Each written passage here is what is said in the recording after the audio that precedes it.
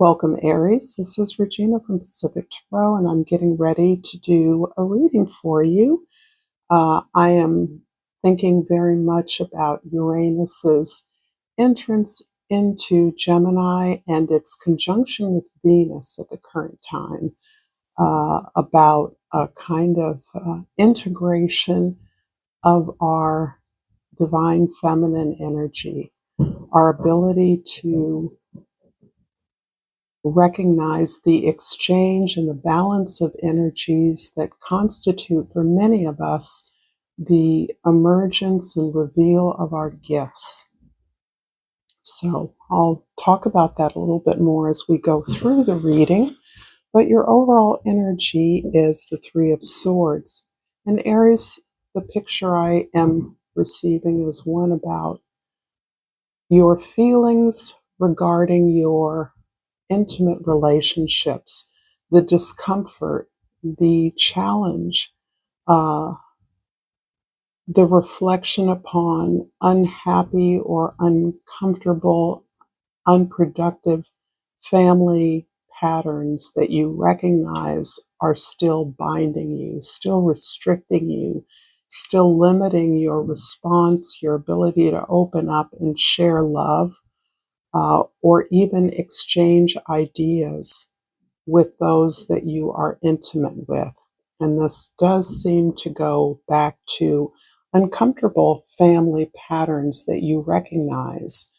The Knight of Cups is echoing the sense of wanting to open up, but feeling yourself challenged by thoughts, feelings, judgments that you perhaps hold regarding intimate friends, their relations, ways that you're struggling to exchange this energy of judgment for an openness, a refreshment of your view, your perceptions, your ideas about possibilities that exist, not just for others, but for yourself.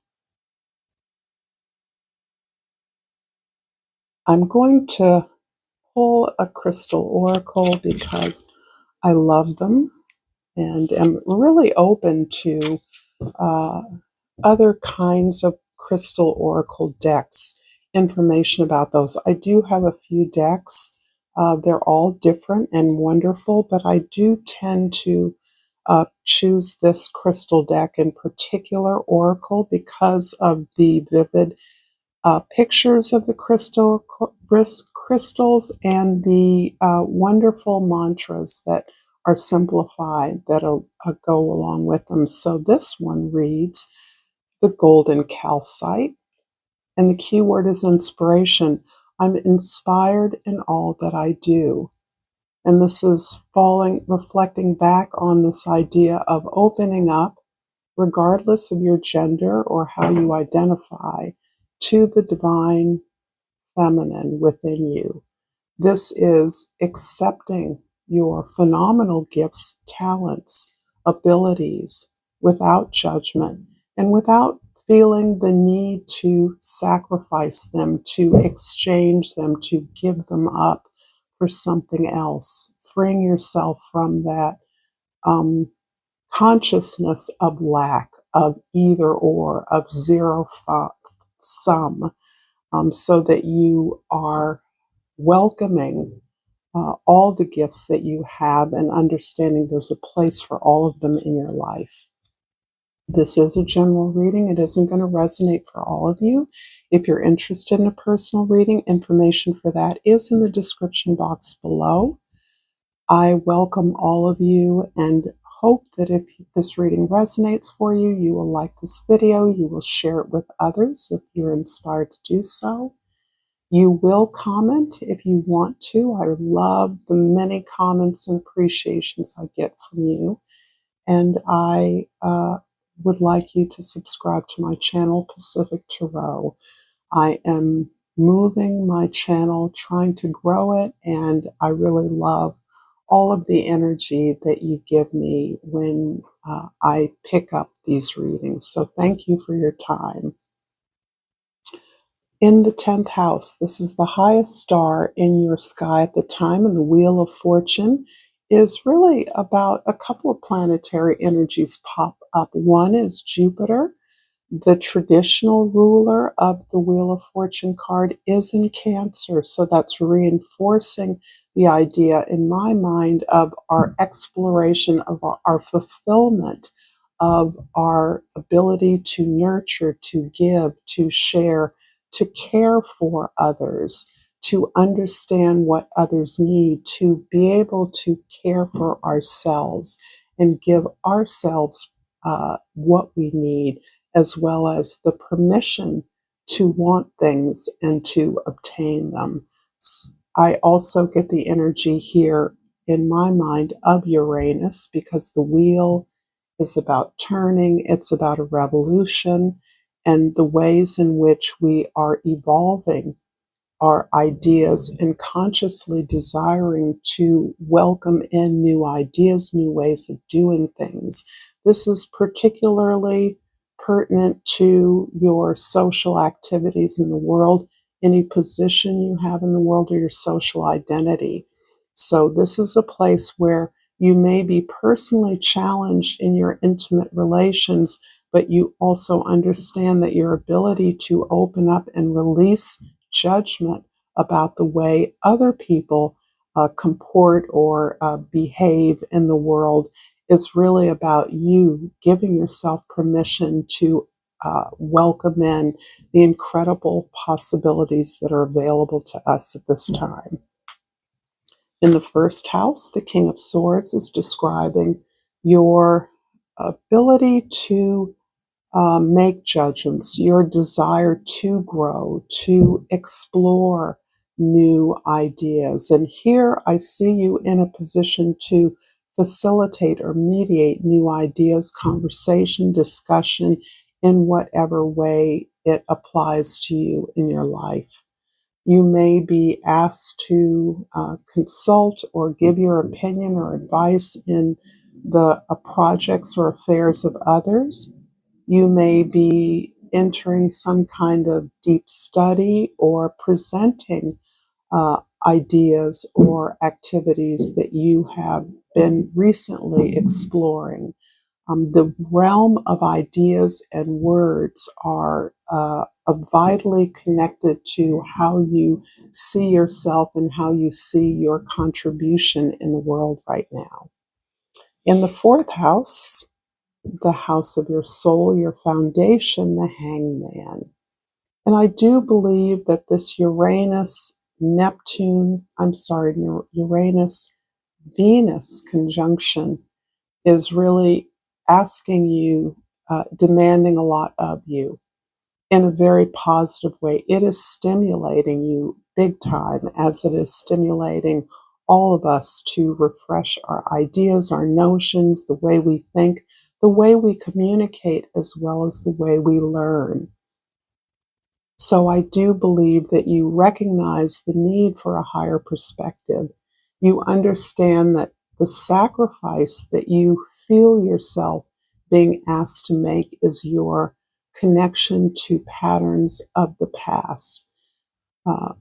We all like to think that we are freed from old patterns if and perhaps as a result of the work that we've done to explore and confront really uncomfortable aspects of our conditioning, our early lives, our families, perhaps even our generation, our ancestors, our heritage. But you are open to the possibility that there is so much more that is possible in this particular time, and that you are willing to stand back to uh, uh, take a look at the necessity to think outside of the box. There are so many possibilities now that did not exist previously for you in the material world, and that's translating into your own sense of purpose and contribution. In the seventh house, the house of your significant others and relationships, the Eight of Pentacles shows me that you're working very diligently to unlock your gifts in some way.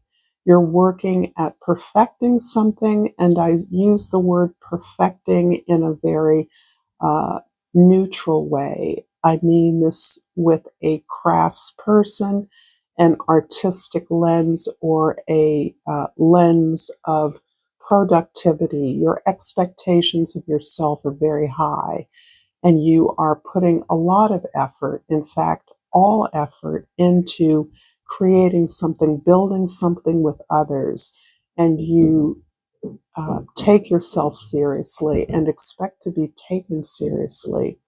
You are basing what you're doing on solid research, evidence, the work of others before you that is available to you, so that what you're presenting, what you're building, is the result of something that you've developed over a period of time, that you have crafted, that you take a lot of pride in. I'm going to clarify, starting in the first house, the King of Swords, and I've shuffled this deck, I'm going to pull the Seven of Cups in the second house and the Seven of Swords in the third house. Interesting. So yes, this idea that you are avidly and consciously on your path is very up top for you. You're moving through in fact, the world of possibilities is right in front of your face. You're really choosing and picking what it is that you want.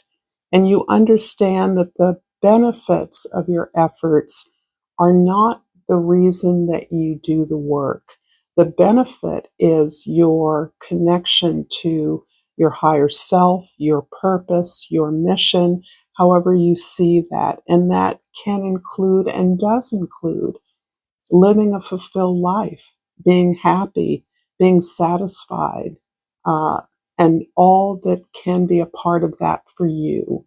That can include having a beautiful garden, um, eating healthy food, nourishing your family or loved ones.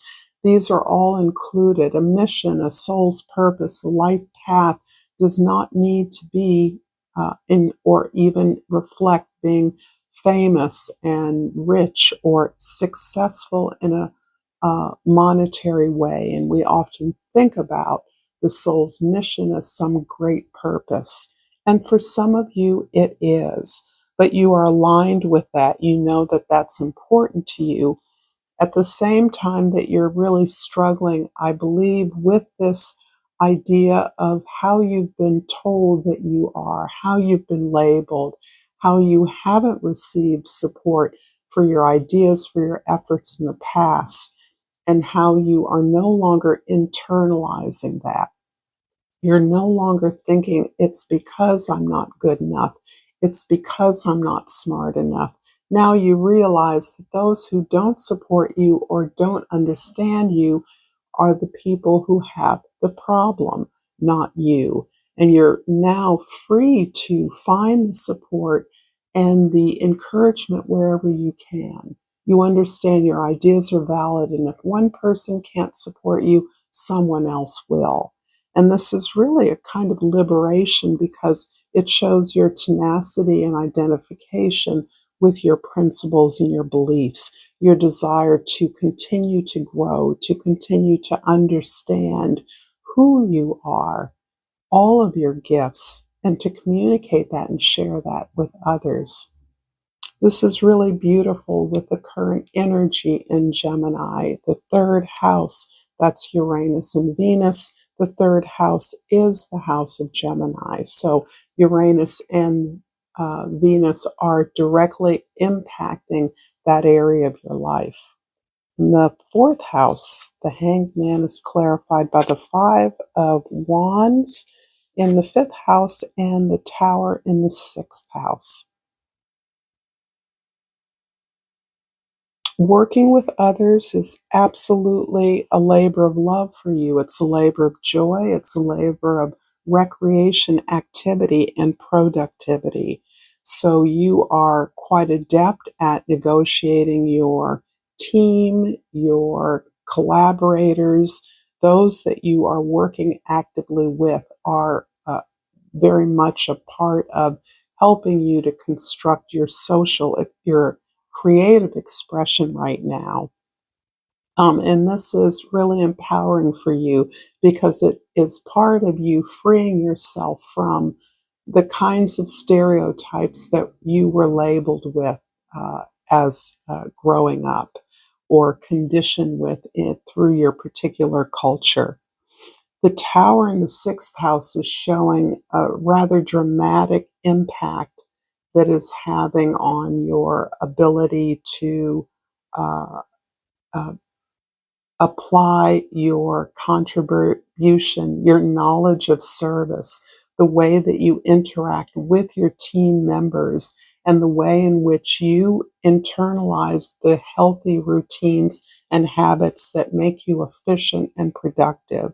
So the tower is really showing you that the sudden and external uh, changes, crises, what some might see as catastrophes are part of you understanding what you're preparing for, what you're looking at assisting, so that we look at climate change in a very holistic way, in a way that is cautionary, of course, but also in a way that helps us understand the purpose of our gifts and our mission. This is absolutely Uranus again speaking loud and clear to you, ways in which you are allowing intuitive information to come in and reshape your ideas, reshape your communication, recognize every opportunity that may seem a disaster can be, in fact, actually a blessing, a wake up. The seventh house, the Eight of Pentacles is clarified by the Knight of Pentacles in the eighth house and the Nine of Swords in the ninth house. You so much see yourself as a person who enjoys structure in your collaborations, who needs a plan, who would like to gain the best expertise and advisement available, who is willing to do the work to help to set the stage, set the scene, set up the organization so that you are clear about the necessary steps moving forward. And the beautiful thing about the Knight of Cups is even though you have a plan, even though you're taking the time to create a vision and end goal, the Knight of Cups is helping you to see the next step. It is not burdening you with the vision. It is instead helping you lay the breadcrumbs to the next step, all that you need to handle now. And this is a blessing because there is a sense that you are releasing so much. There have been so many ideas that have been a part of your structuring, your conditioning to see success, to have a certain kind of faith in a system that you perhaps see as collapsing now. You see the effects of a false belief in a system that perhaps was not even created for you, for your benefit. And this is part of your ability to unlodge or dislodge some of the beliefs that you were conditioned with in your early life. So this is a continuation of this ability to be critical thinker regarding the changes that we're experiencing and understanding their antecedents or the conditions from which they arose, and understanding that we no longer live that way. The 10th house, the Wheel of Fortune, is clarified by the Six of Cups in the 11th house and the Queen of Wands in the 12th house. There are some very, very important memories, ancestral ties, soul bonds that are essential to the way that you are, that are showing you the way forward. This is the part of your family culture or heritage that is imbuing you with incredible confidence, that reassures you that what you want, you're not the first person to want it in your family line, that others have succeeded at rising to this place of clarity and exuding their passion, something that is synonymous with your sign, Aries, as a fire sign, and this confidence around leadership. This is something that you're being reconnected with through your ancestors, through those who preceded your perhaps family of origin, but have incredible soul ties to them. This is your ancestors speaking to you and helping you understand why you were conditioned in the way you were, why you had the challenges that you had that seem to block you from this place of heart connection, of direct manifestation of what you desire and what you can manifest. So this is some of the idea of the exchange of energy that I titled this reading with. Understanding exchange, not so much in the terms of sacrifice, which is, I do believe, how the divine feminine has often been seen and conditioned to believe that something has to be given up in order to receive something greater.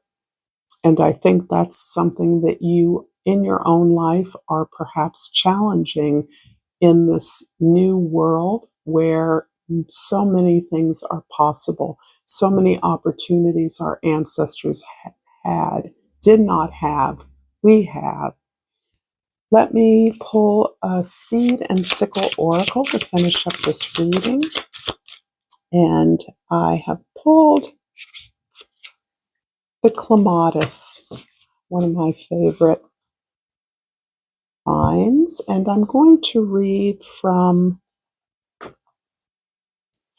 this guidebook here. Number 22 may be important to you. That is the number of the Fool card, as is the number 0. It's also a master number.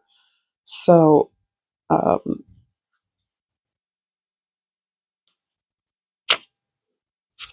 just enjoy these guidebooks so much that I end up getting distracted, which is easy for me to do. You've been holding on so tightly to your control of the world that your fingers are starting to ache. But here's a thought. How about you try letting go? Not everything needs to be controlled, and you may find that you've put enough safeguards in place to be able to support yourself even without clinging on so. You'll naturally want to resist the feeling of falling, but you may find that a fall isn't actually coming and that it feels good to let go. Thank you so much, Aries. If you've enjoyed this content, check out more content here. And until next time, namaste.